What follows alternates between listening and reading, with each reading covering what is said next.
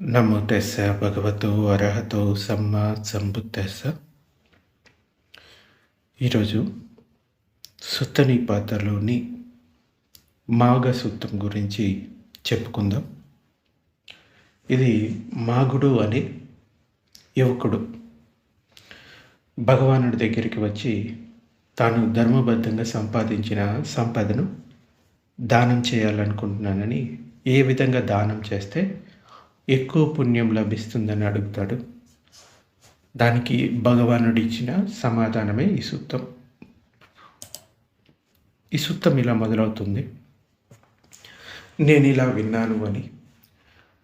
ఒకానొక సమయంలో భగవానుడు రాజగృహలో గిజ్జకూట పర్వతం మీద ఉంటున్నారు. అప్పుడు మాగుడు అనే యువకుడు భగవానుడి వద్దకు వచ్చాడు.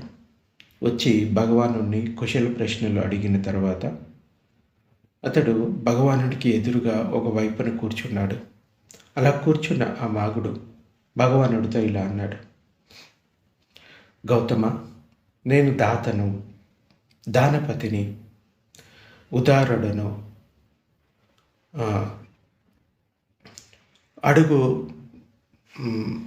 అంటే అడగడానికి తగినవాడను. ధర్మంగా సంపాదను అన్వేషిస్తాను. ధర్మంగా ధనాన్ని ఆర్జించి ధర్మం ప్రకారం లభించిన సంపదలను ధర్మం ప్రకారమే ఒకరికి ఇస్తాను, ఇద్దరికి ఇస్తాను, ముగ్గురికి, నలుగురికి, ఐదుగురికి, ఆరుగురికి, 7, 8 ఇలా 100, 1000 మందికి కూడా ఎక్కువ మందికి ఇస్తాను అని చెప్తాడు. ఇలా ఇవ్వడంలో, అలా దానం చేయడంలో నాకు చాలా పుణ్యం కలుగుతుందా? తప్పకుండా ఓ యువక అని భగవానుడు అంటాడు. అలా దానం చేయడంలో చాలా పుణ్యం దక్కుతుంది. ఎవడు ఉదారంగా దానం చేస్తాడో, త్యాగశీలుడు, ఎవరిని దానం అడగవచ్చో, ఎవడు ధర్మంగా సంపాదనను ఆర్జిస్తాడో, అలా ధర్మంగా ఆర్జించిన సంపాదనను ఒకరికి, ఇద్దరికి, ముగ్గురికి, ఇలా 100, 1000 మందికి కూడా ఇస్తాడు. అతనికి ఆ దానం అధికమైన పుణ్యాన్ని ఇస్తుంది. అప్పుడు ఆ యువకుడైన మాగుడు భగవానుడితోటి ఇలా మాట్లాడాడు: బంతే, కాషాయ వస్త్రాలు ధరించి ఇల్లు వదిలి సంచరించే గౌతమ, ఉదార చిత్త, నేను అడుగుతున్నాను, అసలు యాచ యోగ్యుడైన గృహపతి, దానపతి, పుణ్యాన్ని కోరేవాడై ఎటువంటి వారికి దానం చేస్తే, ఎటువంటి వారికి అన్నపానాలను ఇస్తే అది పుణ్యాన్ని ఇస్తుంది అని మాగుడు అడుగుతాడు. అప్పుడు భగవానుడు చెప్తాడు: ఓ మాగా, పుణ్యాన్ని కోరేవాడు అయి అన్నపానీయాలను ఇతరులకు ఇవ్వాలనుకునే యాచయోగ్యుడు, దానపతి అయిన గృహస్థుడు దక్షిణలకు అర్హులైన వారిని ఆశ్రయించాలి అని చెప్తాడు. ఇంకా పుణ్యాన్ని కోరేవాడైన గృహపతి ఇతరులకు అన్నపానీయాలను ఇవ్వాలనుకునేవాడు యాచయోగ్యుడు, దానపతి అయిన గృహస్థు యొక్క దక్షిణలకు అర్హులైన వారెవరో చెప్పండి భగవాన్ అని ఆ యువకుడు అడుగుతాడు. అప్పుడు భగవానుడు ఇలా చెప్తాడు: ఈ ప్రపంచంలో దేనిని పట్టుకు వేలాడక, దేనిని సంపాదించక, కేవలులై సంయమనంతో ఉండేవాళ్ళై వారికి సకాలంలో అవిస్సును సమర్పించాలి. అవిస్సు అంటే యజ్ఞఫలం అని చెప్పవచ్చు. యజ్ఞఫలం అంటే దానమే. ఇక్కడ పుణ్యాన్ని కోరే ఆ గృహపతి లేకపోతే ఒక వ్యక్తి దానాన్ని ఇవ్వాలి ఇటువంటి వారికి అని చెప్తాడు. ఎవరైతే సర్వ బంధనాలను, ఆటంకాలను ఛేదించారో, జితేంద్రులు అయ్యారో, దుఃఖ విముక్తులు అయ్యారో, నిగర్వులు అయ్యారో, రాగ విముక్తులు అయ్యారో, అటువంటి వారికి సకాలంలో ఈ హవీస్సును అంటే దానాన్ని సమర్పించాలి. పుణ్యాన్ని కోరే యువకుడు అంటే లేకపోతే ఒక వ్యక్తి దానాన్ని ఇవ్వాలి. ఇక్కడ మనకి పాలిలో బ్రాహ్మణ అని ఇస్తాడు. అంటే గృహపతిని బ్రాహ్మణ అని సంబోధిస్తాడు. ఇక్కడ కుటుంబం పరంగా చెప్పిన బ్రాహ్మణ, కానీ భగవానుడు అసలు ఎప్పుడైనా కొన్ని చోట్ల బ్రాహ్మణ అనే పదానికి ఎవరైతే అర్హంతులు ఉన్నారో రాగద్వేష మోహాలను పోగొట్టుకున్నారో వారిని బ్రాహ్మణ అని సంబోధించేవారు. కానీ ఇక్కడ కేవలం ఒక సాధారణ గృహస్థుని సంబోధిస్తూ బ్రాహ్మణ అంటున్నారు. ఎవరైతే సర్వ బంధాల నుండి విముక్తులయ్యారో, జితేంద్రులు అయ్యారో, విముక్తులు అయ్యారో, నిగర్వులు అయ్యారు, రాగ విముక్తులు అయ్యారు, అటువంటి వారికి సకాలంలో హవీసుని సమర్పించాలి. పుణ్యాన్ని కోరే బ్రాహ్మణుడు ఇలా దానాన్ని ఇవ్వాలి. ఆ మాగ యువకుడు ఎవరైతే ఉన్నారో అతడు ఒక బ్రాహ్మణ కుటుంబానికి చెందిన వ్యక్తి. అందుకోసం అతన్ని ఉద్దేశించి ఇక్కడ చెప్పడం జరుగుతుంది. ఎవరు రాగద్వేష మోహాలను వదిలివేశారు, వాంఛలు వదిలి పవిత్రమైన బ్రహ్మచర్య జీవితాన్ని గడిపారు. బ్రహ్మచర్య జీవితం అంటే ఇక్కడ ప్రవజ్య జీవితం. అటువంటి వారికి సకాలంలో హవీసును సమర్పించాలి. పుణ్యాన్ని కోరే బ్రాహ్మణుడు దానాన్ని ఇవ్వాలి. ఎవరిలో గర్వం, మోసాలు లేవో, ఎవరు వాంఛలు వదిలి పవిత్ర జీవితం గడిపారో అటువంటి వారికి సకాలంలో హవీసును సమర్పించాలి. పుణ్యాన్ని కోరే బ్రాహ్మణుడు దానాన్ని ఇవ్వాలి. ఎవరైతే లోభాన్ని వదిలి మమకారం లేకుండా, ఆశ లేకుండా, ఆశ్రవరహితులై పవిత్ర జీవితం గడిపారో అటువంటి వారికి సకాలంలో హవీసును సమర్పించాలి. పుణ్యాన్ని కోరే బ్రాహ్మణుడు దానం ఇవ్వాలి. ఎవరు నిజంగా తృష్ణలో పడి కొట్టుకుపోకుండా స్వార్థాన్ని జయించి నదిని దాటారో అటువంటి వారికి సకాలంలో హవీసును సమర్పించాలి. పుణ్యాన్ని కోరే బ్రాహ్మణుడు దానాన్ని ఇవ్వాలి. ఎవరికైతే ఏ వస్తువు మీద తృష్ణ లేదో, ఈ ప్రపంచంలో లేదా మరొక ప్రపంచంలో జన్మ తర్వాత జన్మ అంటే భవాల తర్వాత భవాల మీద తృష్ణ లేదో అటువంటి వారికి సకాలంలో హవీసును సమర్పించాలి. పుణ్యాన్ని కోరే బ్రాహ్మణుడు దానాన్ని ఇవ్వాలి. ఎవరు ఈ ప్రపంచంలో కోరికలను విడనాడి ఎటువంటి గృహం లేని నిర్గృహస్తులు అంటారు, అనగారికులై సంయమనంతో తిన్నగా తస్సరం వలె అంటే సాలెవాని వలె తిరుగుతారు, అటువంటి వారికి సకాలంలో హవీసుని సమర్పించాలి. పుణ్యాన్ని కోరే బ్రాహ్మణుడు దానాన్ని ఇవ్వాలి. ఎవరు రాగాలను వదిలారో జితేంద్రులు అయ్యారో, రాహువు వదిలిన చంద్రునిలా ముక్తులు అయ్యారో అటువంటి వారికి సకాలంలో ఈ హవీసును సమర్పించాలి. పుణ్యాన్ని కోరే బ్రాహ్మణుడు దానం ఇవ్వాలి. శాంతులు, వీతరాగులు, కోపరహితులు అయిన వారికి, ఈ లోకాన్ని వదిలాక మరో గతి లేని వారికి అంటే మరొక జన్మ లేని వారికి సకాలంలో హవీసును సమర్పించాలి. పుణ్యాన్ని కోరే బ్రాహ్మణుడు ఇలా దానాన్ని ఇవ్వాలి. ఎట్లు అంటే ఎలాగా అనే శంకను అంటే సందేహాలను పూర్తిగా జయించి జనన మరణాలను అశేషంగా వదిలిన వారికి సకాలంలో హవీసును సమర్పించాలి. పుణ్యాన్ని కోరే బ్రాహ్మణుడు ఇలా దానాన్ని ఇవ్వాలి. ఈ లోకమందు తమకు తామే ఆధారువై అంటే దీపమై ఏమీ కలిగి ఉండకుండా అన్ని విధాల విముక్తులై చరిస్తున్న వారికి సకాలంలో హవీసును సమర్పించాలి. పుణ్యాన్ని కోరే బ్రాహ్మణుడు దానం ఇవ్వాలి. ఇది చివరి జన్మ, మరొక జన్మ లేదు అంటే పునర్జన్మ లేదు అని ఎవరు ప్రపంచంలో సరిగా అర్థం చేసుకుంటారు అంటే అర్హంతులు, వారికి సకాలంలో హవీసును సమర్పించాలి. పుణ్యాన్ని కోరే బ్రాహ్మణుడు దానం ఇవ్వాలి. అటువంటి వ్యక్తికి ఎవడు సంసిద్ధుడో ధ్యానరతుడై ఉంటాడు, సతితో అంటే ఎరుకతో ఉంటాడు, సంబోధి కలిగి ఉంటాడు, అనేకులకు శరణ్యమైన వాడు, అటువంటి వానికి సకాలంలో హవీసును సమర్పించాలి. పుణ్యాన్ని కోరే బ్రాహ్మణుడు దానాన్ని ఇవ్వాలి. ఇదంతా చెప్పిన తర్వాత ఆ యువకుడు ఇలా అంటాడు, నా ప్రశ్న వ్యర్థం కాలేదు. ఎవరు దక్షిణలకు అర్హులు భగవానుడే చెప్పారు. ఎందుకంటే దీనిని ఈ లోకంలో మీరే నిజంగా తెలుసుకున్నవారు అంటే ఎరిగినవారు.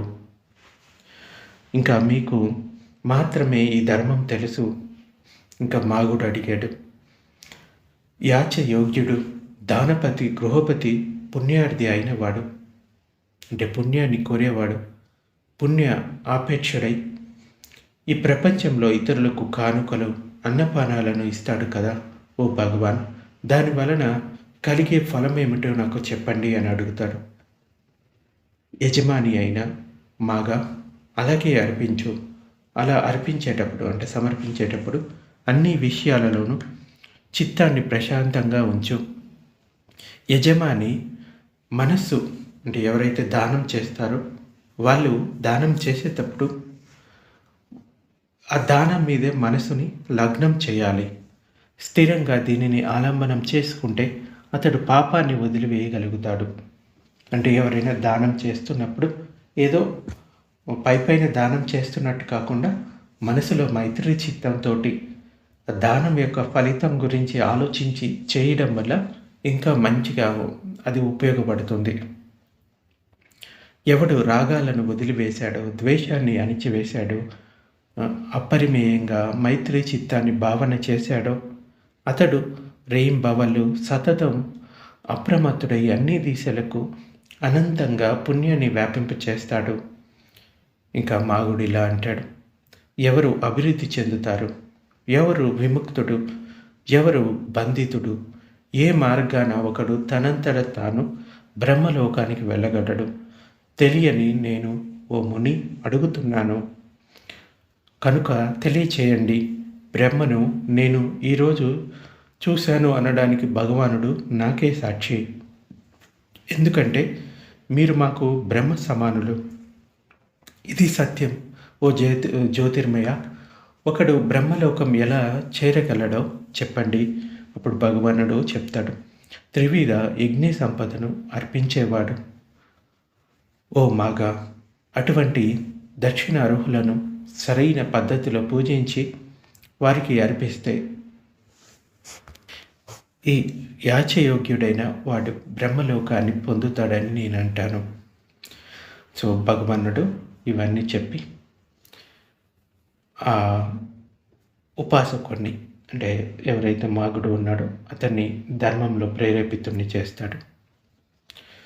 అతడు కూడా అప్పటి నుంచి బుద్ధుణ్ణి, ధమ్మాన్ని, సంఘాన్ని శరణి పొంది ఉపాసకుడిగా ఉంటాడు. ముఖ్యంగా ఈ సుత్తంలో మనకి ఈ మాగుడు అనే యువకుడు కనపడతాడు. ఇతనికి ఒక బ్యాక్గ్రౌండ్ స్టోరీ కూడా ఉంటుంది. అదేంటంటే మాగుడు అనే యువకుడు తన 32 మంది స్నేహితులతో కలిసి గ్రామంలో రోడ్లు వేయటం, విశ్రాంతి గృహాలు నిర్మించడం వంటి నిస్వార్థ సేవలు చేశారనమాట. ఈ పుణ్యం వల్లనే అతను మరణానంతరం ఒక దేవతల రాజుగా అంటే సక్కగా జన్మించాడని మనకి కొన్ని చోట్ల కనపడుతుంది. అయితే వాటి గురించి చూసుకుంటే అతడు పూర్వజన్మ కథ ఏంటంటే మొదట గ్రామ సేవ చేస్తాడు. పూర్వజన్మలు ఈ మాగుడు మచల అనే గ్రామంలో జన్మించాడు. అతను చాలా చురుకైన వాడు మరియు దయాగుణం కలవాడు. అతను తన 32 మంది స్నేహితులతో ఒక బృందంగా ఏర్పడతాడు. వీరందరూ కలిసి తమ గ్రామంలో ఎవరు అడగకపోయినా పాడైపోయిన రోడ్లను బాగు చేయడం, బావులను తవ్వించడం, బాటసారుల కోసం విశ్రాంతి గృహాలు నిర్మించడం వంటి పనులు చేసేవారు. వారి మంచి పనులను చూసి ఓర్వలేక ఒక గ్రామాధికారి రాజుకు తప్పుడు ఫిర్యాదు చేస్తాడు. రాజు వారిని ఏనుగులతో తొక్కించి చంపమని ఆజ్ఞాపించాడు. ఆ ఏనుగులు వారి దగ్గరికి వచ్చినప్పుడు మాగుడు తన స్నేహితులతో సహా ఎవరిపై కోపం వద్దు, రాజుపై ఆ ఏనుగులపైన కూడా మైత్రి భావాన్ని కలిగి ఉండండి అని మైత్రి అభ్యాసం చేయిస్తాడు వారందరితోటి. వారు పవిత్రమైన మనసు వల్ల, ఆ మైత్రి భావన వల్ల ఆ ఏనుగులు వారిని ఏమి చేయకుండా వెన్నుదిరిగి వెళ్ళిపోతాయి. రాజు తన తప్పు తెలుసుకొని వారిని సన్మానించాడు. ఆ జన్మలో చేసిన నిస్వార్థ సేవలు దానికి కారణంగా మాగుడు మరణానంతరం స్వర్గానికి అధిపతి అయిన అంటే రాజుగా చక్కగా జన్మించాడు. ముఖ్యంగా ఇప్పుడు వర్తమాన జీవితంలో ఈ మాగుడు అడిగినటువంటి కొన్ని ప్రశ్నలు భగవానుని దానానికి ఎవరు అర్హులు అని. భగవానుడు ఏం చెప్పారు? రాగద్వేషాలు లేనివారు అంటే ఎవరైతే లోభం, కోపం, మోహం నుండి విముక్తులయ్యారో వారి దానానికి అర్హులు. ఇంకా సంసార బంధాలను, కోరికలను వదిలేసి ఇంద్రియాలను జయించిన అటువంటి భిక్షువులకు ఇచ్చే దానం గొప్ప ఫలాన్ని ఇస్తుంది. నిరంతరం ధ్యానంలో ఉంటూ ఇంద్రియాలను అదుపులో ఉంచుకునేవారు పుణ్యక్షేత్రాలు లాంటి వారు. అంటే పుణ్యాన్ని సంపాదించుకోవడానికి ఒక క్షేత్రం లాంటి వారు అన్నమాట. అయితే దానం ఇచ్చే వ్యక్తికి ఉండవలసిన లక్షణాలను గురించి కూడా చివరిలో చెప్తాడు. అంటే కేవలం తీసుకునే వారి గురించి మాత్రమే కాకుండా ఇచ్చే వారి మనస్థితి గురించి కూడా ఇక్కడ చెప్తారు. దానం ఇచ్చే ముందు, ఇచ్చే సమయంలో, ఇచ్చిన తర్వాత ఈ 3 దశల్లో మనసులో ఎటువంటి బాధ, పశ్చాత్తాపం ఉండకూడదు. దానాన్ని అగౌరవంగా కాకుండా ఎదుటి వ్యక్తిని గౌరవిస్తూ శ్రద్ధతో ఇవ్వాలి. అంటే కొంతమంది దానం ఇవ్వాలనుకున్నప్పుడు సంతోషం ఉంటుంది, ఇచ్చేటప్పుడు సంతోషం ఉంటుంది. కానీ ఇచ్చిన తర్వాత అరే వీళ్ళకి ఇచ్చే బదులు వేరే వాళ్ళకి ఇచ్చి ఉంటే బాగుంటుందని ఒక పశ్చాత్తాపడతారు. అందువల్ల ఆ దాన ఫలితాన్ని పూర్తిగా పొందలేకపోతారు. అందుకే భగవానుడు చెప్తాడు, దానం ఇవ్వాలి అనుకుంటున్నప్పుడు, ఇచ్చేటప్పుడు, ఇచ్చిన తర్వాత కూడా అదే సంతోషంతో ఉండాలి. ఇంకా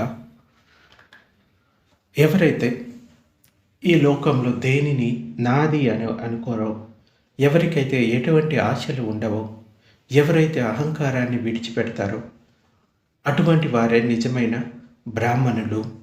మరియు వారికి దానం ఇచ్చింది గొప్ప ఫలాన్ని ఇస్తుంది. ఇప్పుడు ఇక్కడ బ్రాహ్మణ అనే పదాన్ని అర్హంతులకి ఉపయోగించింది. ఇంకా ఇలా చెప్తాడు, కొంతమంది బ్రహ్మలోకానికి వెళ్ళడం కోసమని యజ్ఞాలు, జంతు బలులు ఇస్తూ ఉండేవారు ఆ కాలంలో కూడా. అయితే భగవానుడు ఏం చెప్తారు అంటే, ఈ యజ్ఞం కన్నా కూడా ఇటువంటి దానాలు మిన్నమైనవి. అంటే జంతు బలులతో కూడిన యజ్ఞాల కంటే నిస్వార్థంగా పేదలకు మరియు జ్ఞానులకు చేసే దానం ఉత్తమమైందని చెప్తారు. ఎవరైతే అహంకారం లేకుండా అందరి పట్ల మైత్రి భావంతో దాన ధర్మాలు చేస్తారో వారు మరణానంతరం ఉన్నతమైన ఈ బ్రహ్మలోకాలను పొందుతారు అని చెప్తారు. అయితే ఈ మాగుడు తన మానవ జన్మలో కొన్ని ప్రతిజ్ఞలు అంటే చేసుకుంటాడు. 7 ప్రతిజ్ఞలు అన్నమాట. దేవతల రాజు కూడా అవ్వడానికి ఈ 7 ప్రతిజ్ఞల వల్ల, అంటే ఈ 7 పాటించడం వల్ల అతడు ఈ దేవతల రాజుగా జన్మను పొందాడు అని కూడా చెప్తాడు. ఇది ఒక ప్రతి గృహస్థుడికి మార్గదర్శకాలుగా ఉంటాయి. ఆ 7 ఏంటంటే, తల్లిదండ్రులని సేవించడం, అంటే జీవితాంతం తల్లిదండ్రులని భక్తితో చూసుకోవడం, కేవలం ఆర్థికంగా సహాయం చేయడం మాత్రమే కాకుండా వారికి చేదోడు ఓదోడుగా వారి వృద్ధాప్యంలో కంటికి రెప్పలా చూసుకోవడం. రెండవది, తమ కంటే పెద్దవారిని గౌరవించడం. కుటుంబంలో లేకుంటే సమాజంలో నాకంటే పెద్దవారైన వారిని గౌరవిస్తాను అంటే అహంకారాన్ని వీడి అనుభవం ఉన్న పెద్దవారి మాటలను వినడం మరియు వారికి మర్యాద ఇవ్వడం. ఇంకా మూడవది, మృదువుగా మాట్లాడడం. ఎల్లప్పుడూ మృదువైన తీయని మాటలే మాట్లాడతానని ప్రతిజ్ఞ. ఇతరుల మనసును నొచ్చుకునేలాగా కఠినంగా మాట్లాడకపోవడం, ఎదుటి వారికి గౌరవం ఇస్తూ మాట్లాడటం. ఇది మూడవది. 4వ లక్షణం, వెన్నుపోటు మాటలు మానుకోవడం అన్నమాట. అంటే ఎవరి గురించి వెనుకన చాడీలు చెప్పను, విభేదాలు సృష్టించను అని. అంటే ఇద్దరి మధ్య గొడవలు పెట్టేలా ఒకరి మాటలు మరొకరికి చెప్పకుండా అందరినీ కలిపేలా మాట్లాడటం. ఇంకా దాన గుణాన్ని పెంచుకోవడం. అంటే లోభాన్ని వదిలి, పిసినారితనాన్ని వదిలి ఉదారంగా దానం చేస్తాను. సంపాదనలో కొంత భాగాన్ని సమాజ సేవకు, పేదలకు, ఇంకా భిక్షువులకు 10 మందికి ఉపయోగపడే పనులు చేయడం తాము సంపాదించిన దాంట్లో. ఇంకా సత్యాన్ని పలకడం అంటే జీవితాంతం కూడా సత్యాన్నే మాట్లాడుతాను అని ప్రతిజ్ఞ చేసుకోవడం. ఎంతటి కష్టకాలంలో అయినా అబద్ధం చెప్పకుండా నిజాయితీగా జీవించడం, నమ్మకమైన వ్యక్తిగా గుర్తింపు పొందడం అన్నమాట.